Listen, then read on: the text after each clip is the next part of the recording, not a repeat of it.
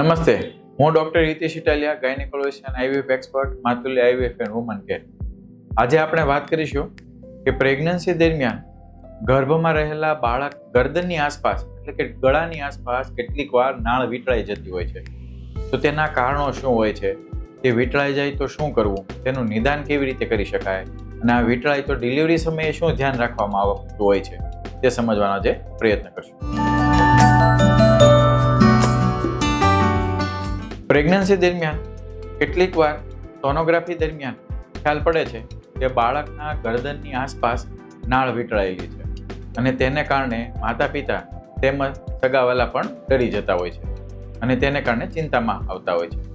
પરંતુ 20-30% કેસોમાં ગરદનની આસપાસ નાળ વીંટળાયેલી હોય છે, પરંતુ તેનાથી મોટાભાગના કેસોમાં કોઈ પણ પ્રકારની તકલીફ થતી હોતી નથી. છતાં પણ કેટલીક માવજત રાખવાની પણ જરૂર હોય છે. સૌપ્રથમ એ સમજીએ કે આ નાળમાં હોય છે શું. તો આ નાળમાં મેલીમાંથી એટલે કે ગર્ભાશયમાંથી જે લોહી મેલીમાં જાય છે અને મેલીમાંથી આ નાળ મારફતે બાળકમાં લોહી આવતું હોય છે અને આ લોહીમાંથી બાળકને પોષક તત્વો તેમજ ઓક્સિજન મળતું હોય છે. તેથી જો આ નાળ વીંટળાય અને તે વધારે ટાઈટ થાય તો તેમાંથી બાળક તરફ જે ઓક્સિજન અથવા પોષક તત્વો મળવાના છે અથવા જે લોહી મળવાનું છે તે બંધ થઈ જાય અથવા ઓછું થાય. તો તેમના કારણે કેટલીક વાર બાળકનું વજન ઓછું આવે, બાળકના ધબકારામાં તકલીફ પડે, કેટલીક વાર ગર્ભમાં જ બાળક મૃત થવાની તકલીફ થઈ શકતી હોય છે. આ ઉપરાંત ડિલિવરી બાદ જ્યારે બાળકનો જન્મ થાય છે ત્યારે આ નાળ ગરદનની આસપાસ વીંટળાયેલી હોય તે જન્મ સમયે ખેંચાય અને ટાઈટ થાય તો પણ બાળકને ડિલિવરી સમયે શ્વાસ લેવામાં તકલીફ પડી શકતી હોય છે. કેવા સંજોગોમાં ગરદનની આસપાસ નાળ વીંટળવાની શક્યતાઓ વધારે હોય? જ્યારે બાળક ખૂબ જ વધારે પડતું હલનચલન કરતું હોય. આ ઉપરાંત બાળકની આસપાસનું પાણી ખૂબ વધારે પ્રમાણમાં હોય, નાળ ખૂબ લાંબી હોય, અથવા જોડવા અથવા ત્રિગુણા બાળક હોય ત્યારે ગળાની આસપાસ નાળ વીંટળાવાની શક્યતાઓ વધારે હોય છે.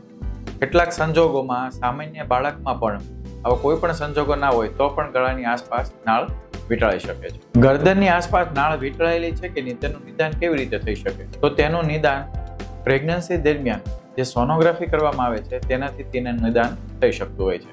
તેમાં કલર ડોપલર સોનોગ્રાફીમાં ગરદનની આસપાસ કલર ડોપલર એટલે કે લોહી લઈ કે લાવનારી નસોનું જ્યારે લોહીનું પરિભ્રમણ જોવામાં આવે છે ત્યારે ગરદનની આસપાસ નાળ વીંટળાયેલી છે કે નહીં તેવું દેખાય છે.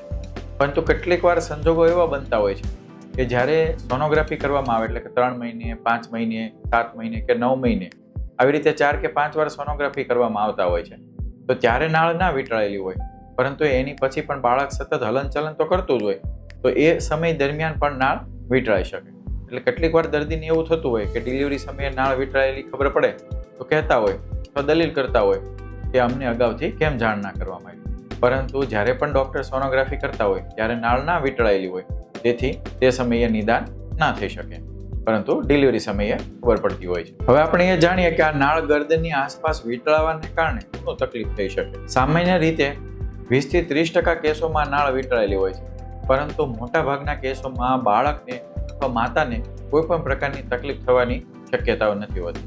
પરંતુ કેટલાક સંજોગોમાં આ નાળ ખૂબ ટાઈટ થઈ જવાને કારણે બાળકને લોહી ઓછું મળે તો તેના કારણે બાળકના ધબકારામાં તકલીફ પડે, બાળકનું વજન ઓછું આવે, તેમજ બાળકની આસપાસનું પાણી ઘટવાનું શક્યતાઓ રહે, તેમજ બાળકની ડિલિવરી સમયે રડવામાં પણ તકલીફ થઈ શકે.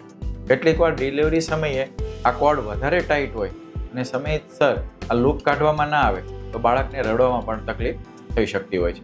કેટલીક વાર ગર્ભ શિશુ એટલે ગર્ભ જ્યારે બાળકમાં જો એના નાળ ખૂબ વધારે પડતી ટાઈટ થઈ જાય તો ગર્ભમાં બાળક મૃત થવાની પણ શક્યતાઓ રહેતી હોય છે. હવે આપણે સોનોગ્રાફીમાં ખ્યાલ પડે કે ગળાની આસપાસ નાળ વીંટળાયેલી છે તો તેવા સંજોગોમાં માતા પિતાએ શું કરવું જોઈએ? આવા સંજોગોમાં લગભગ માતા પિતાને જ્યારે ખબર પડે છે કે ગરદનની આસપાસ નાળ વીંટળાયેલી છે ત્યારે તે ખૂબ જ ચિંતામાં આવી જતા હોય છે. પરંતુ તેમાં ચિંતા કરવાની જરૂર નથી હોતી. મોટાભાગના કેસોમાં એમાં કોઈ પણ પ્રકારની બાળકને તકલીફ થતી હોતી નથી. છતાં પણ એવી ચિંતા થતી હોય તો પોતાના ગાયનેકોલોજીસ્ટ ડૉક્ટર જેમની પાસે સારવાર કરાવતા હોય તેમની સલાહ લેવી ખૂબ જ જરૂર છે. નહીં કે આજુબાજુના પડોશી કે કોઈ પણ દાયણ અથવા ડિલિવરીના અનુભવી વ્યક્તિ પાસે. મોટાભાગે કોઈ પણ કેસોમાં કંઈ તકલીફ નથી થતી, છતાં પણ પ્રેગ્નન્સી દરમિયાન બાળકનું હલનચલન બરોબર થાય છે કે નહીં તેની તકેદારી રાખવી જોઈએ. તેમના માટે અગાઉ એક વિડીયો બનાવવામાં આવ્યો છે જેની લિંક ઉપર છે, તેના દ્વારા બાળકના ફરકવા ઉપર કઈ પ્રકારની બાબતોનું ધ્યાન રાખવું જોઈએ અને ક્યારે હોસ્પિટલે તપાસ માટે જવું જોઈએ તે બાબતો વિશે માહિતી મેળવી શકો છો. ડિલિવરી સમયે ધ્યાનમાં રાખવા જેવી બાબતોમાં મોટા ભાગે ગરદનની આસપાસ નાળ વીંટળાયેલી હોય છતાં નોર્મલ ડિલિવરી માટે પ્રયત્ન કરવામાં આવે છે, પરંતુ ડિલિવરી સમયે બાળકની ગરદનની આસપાસ નાળ ખૂબ વીંટળાયેલી હોય અને બાળકનું માથું નીચે ના ખસતું હોય અથવા બાળકના ધબકારા નબળા પડતા હોય એવા સંજોગોમાં સિઝેરિયન ઓપરેશન કરવાની પણ સલાહ આપવામાં આવતી હોય છે. ડિલિવરી સમયે ધ્યાન રાખવા જેવી બાબતોમાં લગભગ મોટાભાગના ડૉક્ટરોમાં જ્યારે પણ માથું આવતું હોય છે ત્યારે ડૉક્ટર અથવા નર્સિંગ સ્ટાફ જો નાળ એકદમ લૂઝ હોય તો આંગળીથી હળવેક દઈને નીકાળી દેતા હોય છે, પરંતુ કેટલીક વાર આ નાળ ખૂબ ટાઈટ હોય તો પણ તે સરળતાથી અમ્બિલિકલ કોર્ડને કટ કરી અને બાળકની ડિલિવરી થાય તે પહેલાં જ ગરદનની આસપાસ કાઢી અને પછી બાળકની ડિલિવરી કરાવતા હોય છે. આ ઉપરાંત ડિલિવરી સમયે બાળકના ડૉક્ટરની ઉપસ્થિતિને કારણે પણ બાળકને તકલીફ થવા દેતા નથી હોતા. તેથી ગરદનની આસપાસ નાળ વીંટળાય તો તેમાં વગર કારણે માતા પિતાએ ચિંતા નહીં કરતા ગાયનેકોલોજી ડૉક્ટરની સલાહ અનુસાર જે બાબતોનું ધ્યાન રાખવું જોઈએ તે બાબતો સાવચેત રહીને ધ્યાન રાખવું જોઈએ. તો આજે આપણે જાણ્યું કે પ્રેગ્નન્સી દરમિયાન ગર્ભમાં રહેલા બાળકના ગરદનની આસપાસ નાળ વીંટળાવી એ ખૂબ સામાન્ય ઘટના છે અને તેમાંથી મોટાભાગના દર્દીઓને કોઈ પણ પ્રકારની તકલીફ થતી હોતી નથી. તેથી આવા સંજોગોમાં ચિંતા કરીને ખોટા સિઝેરિયન ઓપરેશનની માંગણી અથવા ઉતાવળે સિઝેરિયન ઓપરેશન નહીં કરાવતા ડૉક્ટરની સલાહ અનુસાર નોર્મલ ડિલિવરી જરૂરથી પ્રયત્ન કરવો જોઈએ. પ્રેગ્નન્સી, વ્યંધત્વ અને સ્ત્રી રોગને લગતા વિડીયો માટે ફરી મળીશું. નારી સ્વસ્થ, ભારત સ્વસ્થ. નમસ્તે.